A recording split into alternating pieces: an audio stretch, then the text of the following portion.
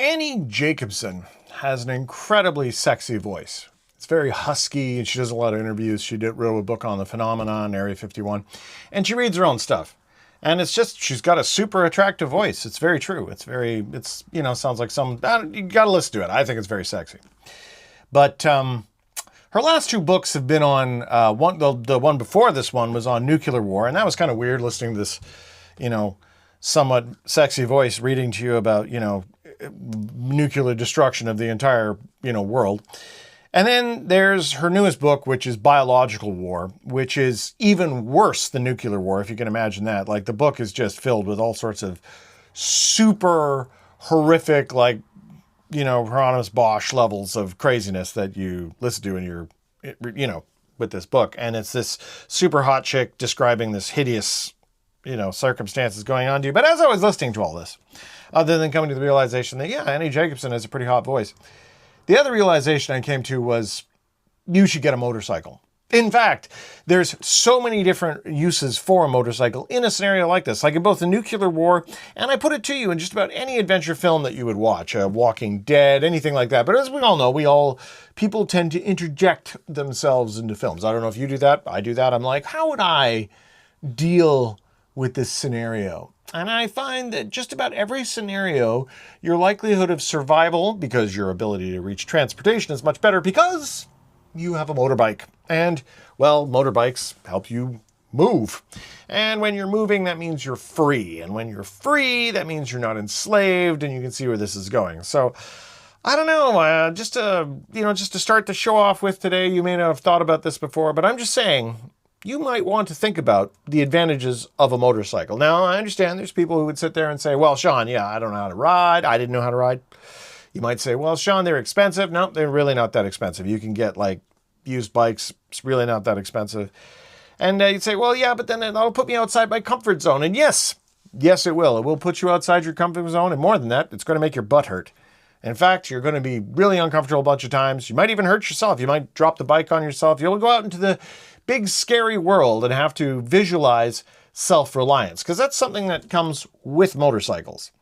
Now, it's kind of like running changes certain things about you. Square dancing changes certain things about you. Training at a range every day with a firearm changes things about you and how you interact with the world. Riding a motorcycle also does this. So it's a good idea. It promotes radical individualism. And if you're listening to the show, you're probably a radical individualist. I'm just saying you should probably move forwards and definitely think about picking up a motorbike. Because I'll tell you, listening to Biological War, which I've got a link to it in my description here, it's a good listen. It's a really good listen, and it's an entertaining book read by, super hot voice talking about horrible, horrible things. But there it is. That's my review. Biological War, another testament to buy a motorcycle here on Breach Report number 33. Thank you and welcome to everyone for tuning in and checking out this latest episode where I talk about all the things that are going on in our world that are seemingly more and more coming to the conclusion that our world is not what we were told our world was.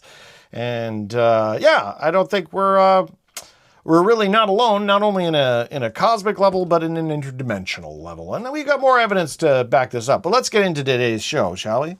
So, first things first, right after getting a motorbike, you might want to look at a trade. Yeah, now's the time to start looking at trades.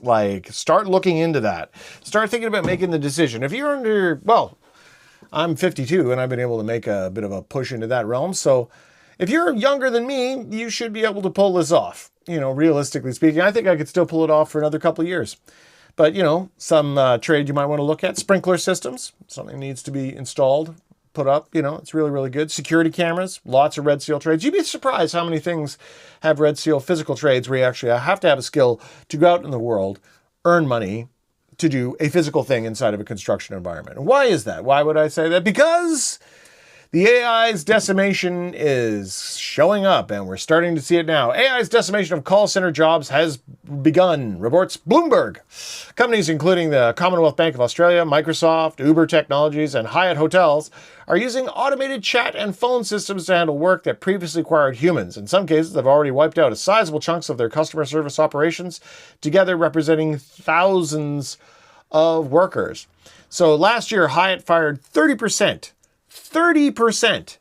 of its in-house customer support staff for the Americas, according to Hotel Dives. That's 1/3 of your staff gone. Like, that's crazy. And Bloomberg reported that Uber had cut 10% of its customer service jobs as part of an effort to embrace artificial intelligence. Now we get to talk with an AI chatbot. So, that's like 2 reasons right there to get a motorbike. Dodge Uber, and, it's a good idea. So I don't, and it gives you the freedom. But yeah, the AI job slaughter is coming. It is. If you are middle management and all you do in your job is press buttons, your job is on the chopping block. I don't really care what it is you do. I really don't. If all you do is press buttons, like you sit at a keyboard and you press buttons, you're going to get railed by this. Okay? It's going to come for your job. Maybe I'm wrong. You want to throw dice with that? I don't think you do. Now's a good time for you to make a change in your vocation. Because when you make a change in your vocation, there's only 2 times you do that. When it's your idea and when it's not your idea. And trust me on this one, it's way better when it's your idea. So if you start laying the groundwork for that, even if you start like, I want to start a business. I want to be a jeweler. I want to be, there's a billion trillion red seal trades. Work with AI. Try to find something that's out there. But right now, if you have a job that all you do is presses buttons, you're going to see slowly, it's going to be coming for your job. And worse than losing your job, this is very true. Worse, anyone who's like, please chime in the comments, anyone who's done this. But if you've lost your job from a looming threat, a takeover from another company, this time it's AI. But anyone who's done that knows that the real problem is not losing the job. That's not the real problem. It's that horrible state of fear that you live in for months prior to it actually happening. Like you sit back and you're like, oh God, what's gonna become of my life? And you're looking at you over your shoulder. It's a terrible, terrible way to live. So I would deeply encourage you to not be in that mess. It's not good for your brain. It's not good for your body. You just don't want to be doing this stuff. And it's only going to get worse before it gets any better. So not super positive, but yes, the robots are coming for your job. So, if all you do is press buttons, time to make that transition. Hey, don't shoot the messenger. I love you. I'm here to help. Okay. So on to this with some more, let's say, Fortean type news. In falling skies news, a meteorite crashed through the roof of a Hillsborough, New Jersey home in July 16, 2024. The meteorite named Hillsborough after the region, is only the second observed fall of a rare primitive CM12 carbonous chondrite, making one of the most scientifically valuable meteorites ever recovered. I wonder if the person whose house got smoked by this got any money for that. The meteorite's pristine condition, preserved by the homeowner immediately after impact, allowed scientists to study fragile minerals and organic compounds and rarely seen in recovered meteorites. Researchers found preserved bits from near the surface of the original asteroid, where it experienced concentrated salty fluids, previously not known for this type of asteroid. Ever since Avi Loeb came out and started talking about what was going on with that latest, meteorite / asteroid / comet or whatever the hell it was, he says it wasn't a comet, and everybody kind of ignored him. Is it just me, or do you find yourself kind of looking at these guys who are studying these meteorites and stuff like that, being like, yeah, man, I think you're telling me the truth, but I think you're talking to me about the details of the rope that's tying the ship, you know what I mean? I think there's so much crap that's going on with this stuff, but, they're going off about these meteorites and how awesome it is, but they won't even talk about, all the stuff that Avi Loeb was talking about with this comet that went by that had so much interesting stuff in it. And you can bet here, too, that if this Hillsborough meteorite had anything really interesting about it, do you think you'd know about it? Do you? I'm not sure. I'm not sure I would really have, but they're reporting it. They're talking about it. Another thing they're talking about here, this is interesting. Scientists claim to have found distinct brain activity during, in quotes, medium trances. Now, this is interesting. A small exploratory study suggests that people who experience mediumistic trances, not people who commune with spirits or talk to the dead, people who have these trances, appear to show, which means that they show, distinct patterns of brain connectivity compared to individuals engaged in prayer. The researchers proposed the brain activity recorded during these episodes suggests an altered state of consciousness that does not resemble typical sleep or psychiatric conditions. The findings were published in the Journal of Psychiatrically Research Neuroimaging. Mediumship describes a practice where a person subjectively believes they are acting as a vessel for communication with a source existing outside of physical reality. Which is wrong. That is a wrong definition of what a medium is. A vessel for communication for a source existing outside of physical reality. So the spirit world is not in physical reality, I guess. And these other dimensions also not part of our reality. Anyway, many individuals report these experiences as a sudden shift in their awareness, allowing them to hear and see alleged spiritual entities. While personal accounts such as events are common in many cultures, attempting to study the psychological process through the modern neuroscience represents a relatively new and highly complex frontier. Yeah, before then they just call you a charlatan. And now they're like, well, their brain's in a state that we don't understand, and it's not prayer, and they're talking to something, and they're getting valid information, and we don't know what that is, so, whatever. Yeah, so apparently our brain and consciousness is a bigger deal than what we were told. Which leads us to this next news story, which, understanding that the brain and spiritual mediums, right, that's doing stuff we don't know all the stuff it does.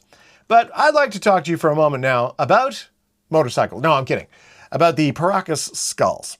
Now, for those of you who don't know, the Paracas skulls were some skulls that were found in Peru. They've got a really long head on them, and everybody for years and years and years was saying, oh yeah, those are people that they tied boards to their heads so they could, make it long. Why'd they do that? Oh, we don't know. It's like a tribal thing. It was done by people, various cultures all over the world. Yeah, why though? Why'd they do that? We think it was social status. Why would that be higher status? Generally, if you deform yourself, you're considered a freak, especially inside of, smaller cultures. Lots of things like earlobes and stuff like that. Deforming your head, probably going to get some attention. Why'd they do that? Where'd they get that idea from? Well, this piece of news just dropped, and nobody's really talking about it when this should be front page news. Paracas is a desert peninsula located within the Pisco province of the Inca region on the south coast of Peru. Pisco. Also where pisco sours come from. It is here where the Peruvian archaeologist Julio Tello made, or it could be Julio, forgive me, Tello made an amazing discovery in 1928, a massive, elaborate graveyard, a whole graveyard, full of these tombs filled with the remains of individuals with the largest elongated skulls found anywhere in the world. A whole graveyard full of these things. These have commonly become known as the Paracas skulls. In total, Tello found more than 300 of these skulls. These elongated skulls, which are believed to date back to around 3,000 years ago. But I mean, up and down with that. The DNA analysis has now been conducted on one of the skulls by an expert. Brian Foster has released a preliminary information regarding these enigmatic skulls.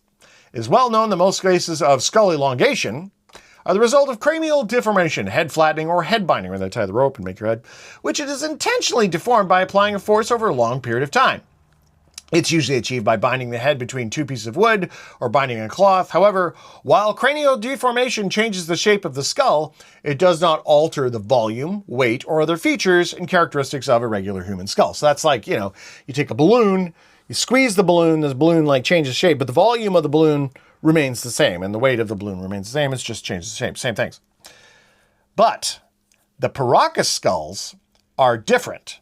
The cranial volume is up to 25% larger and 60% heavier than conventional human skulls.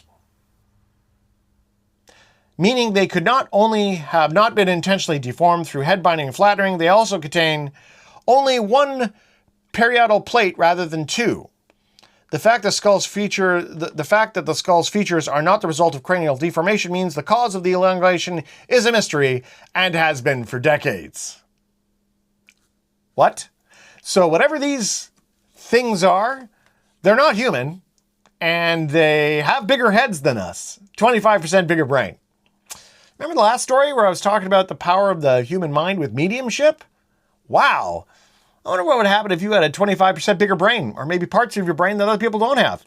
Maybe that would explain why other people tied their heads up so they could look like you. So you'd be part of this priest class of dudes with the big dome heads. Maybe that's why the Pope's hat looks like that.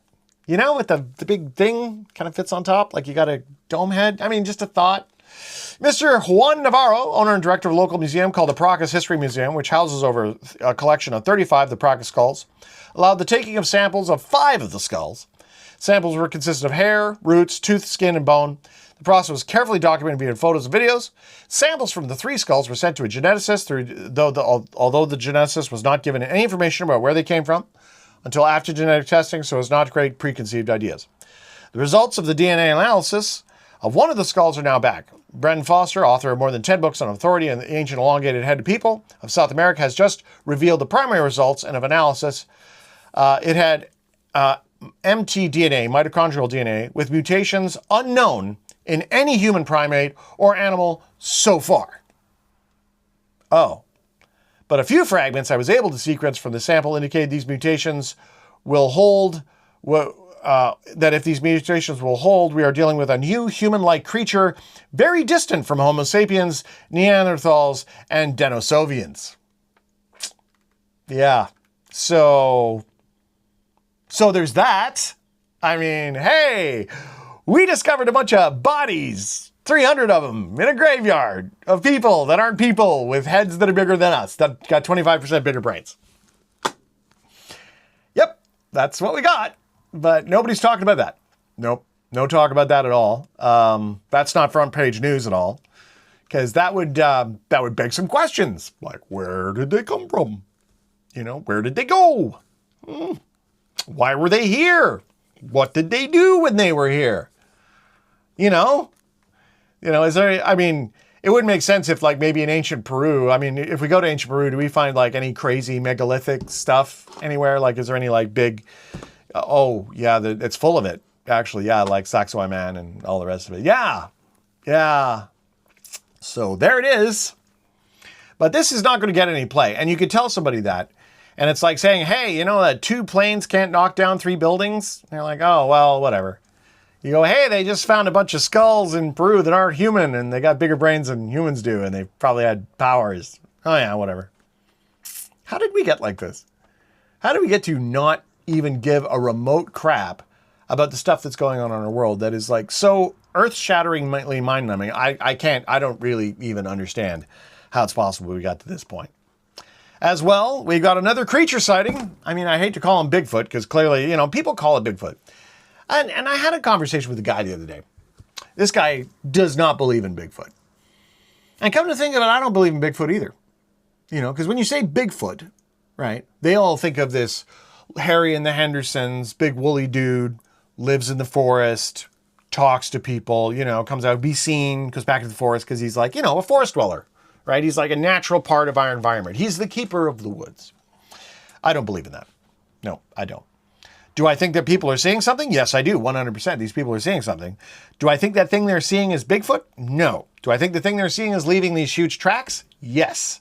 I don't think that's Bigfoot. Maybe what they're calling Bigfoot, but people ask me if I believe in Bigfoot. No. No, I don't believe in that. Because when you say you do believe in Bigfoot, it conjures this image of, you know, everybody sees Harry and the Hendersons and they're like, oh, that's what you believe. No, I do not believe that. I don't know what that is. But it's pretty different. There's a lot of different descriptions of this thing they're seeing, and I don't know what they're seeing. They don't know what they're seeing.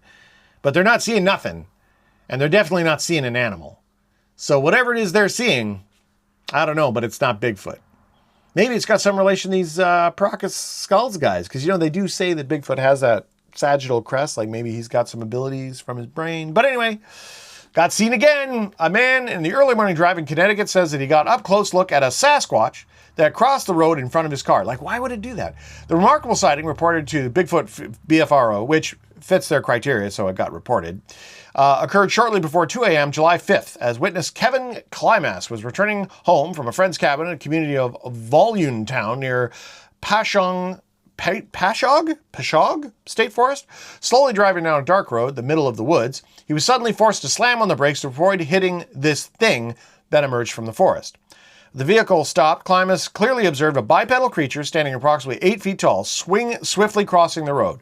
The monstrous figure, he said, sported coarse, matted, and greasy-looking long brown hair, covered every part of its body I could see.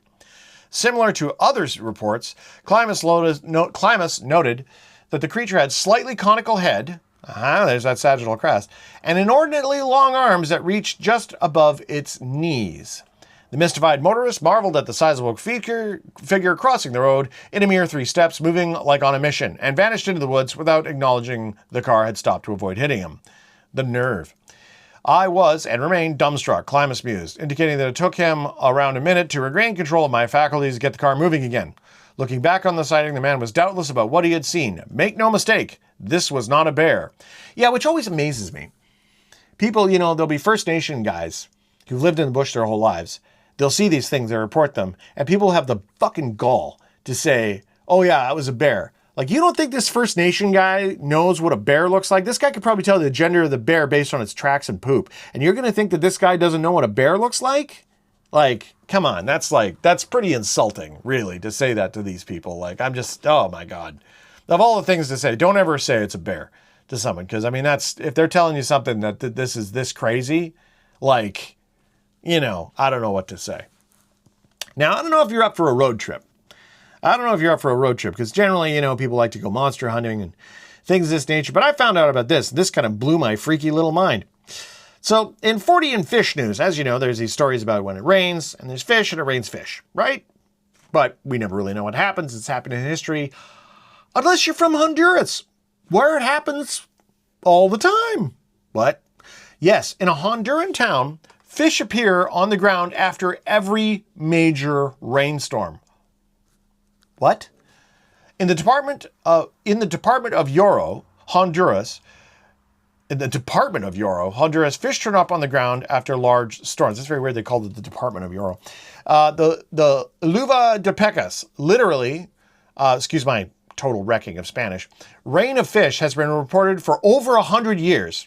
And said by residents to happen every year during the mid-year rainy season. The fish have been described as a form of rain of animals, though they do not appear to fall from the sky.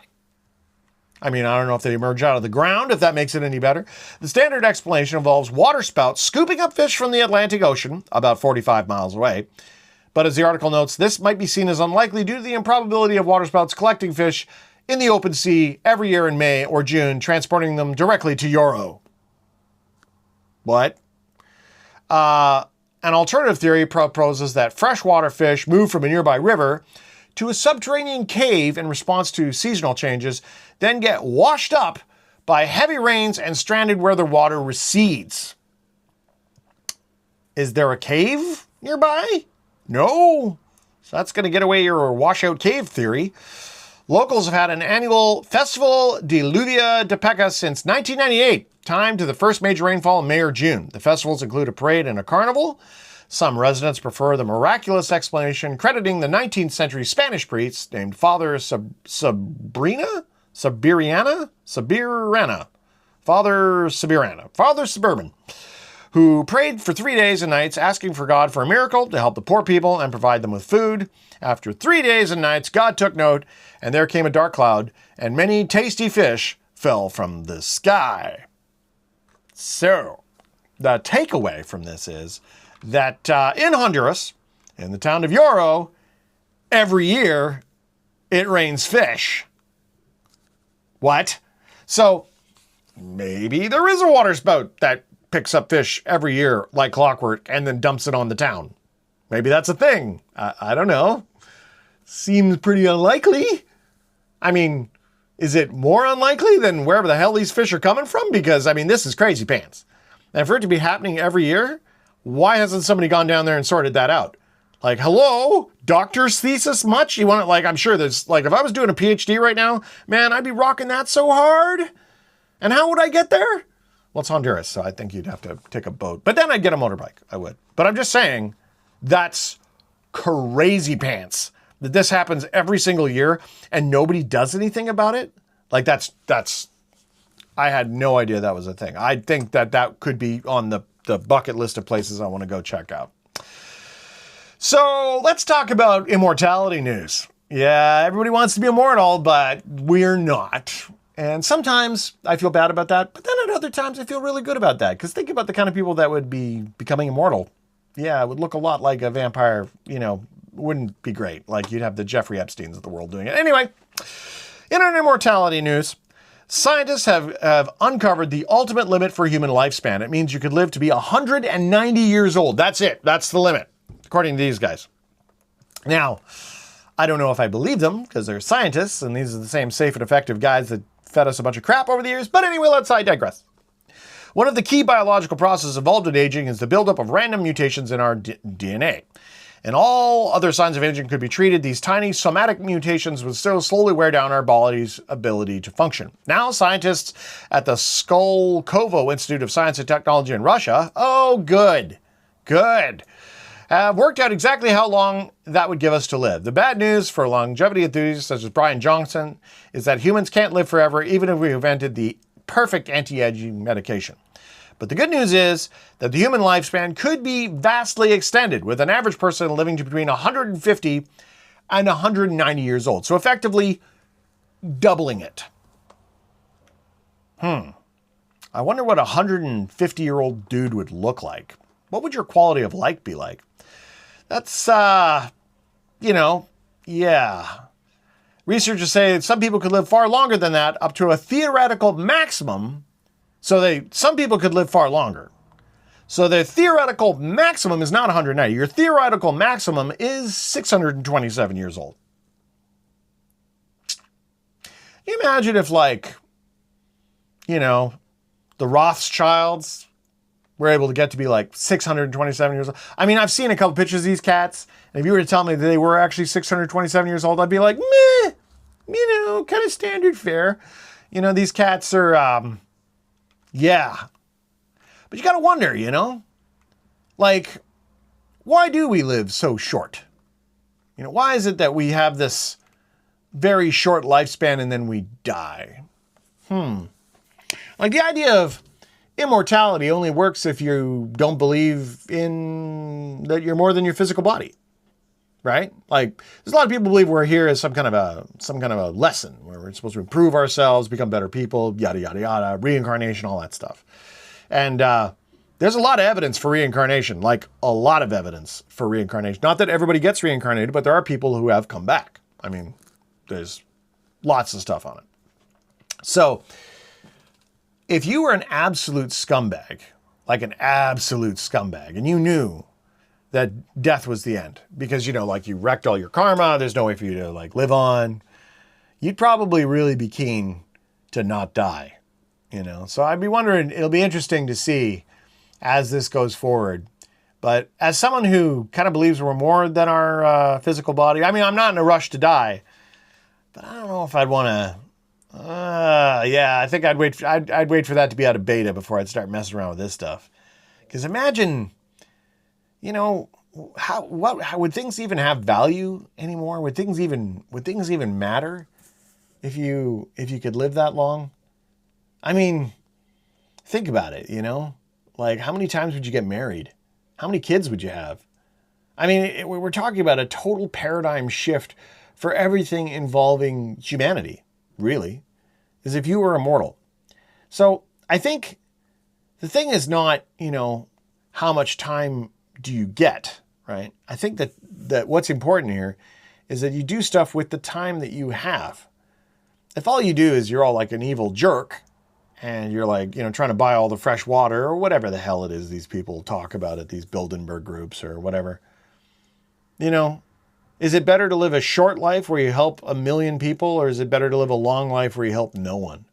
You look at guys there's people like Charlie Kirk who died really young, and he seemed to have affected lots and lots of people, and not just Charlie Kirk. I mean, you could talk about, lots of people who died young, celebrities, musicians, and you think, like Jim Morrison, all these guys, right? And Marilyn Monroe, some people would argue that they're immortal because of what happened, They never got, destroyed by scandal or whatever.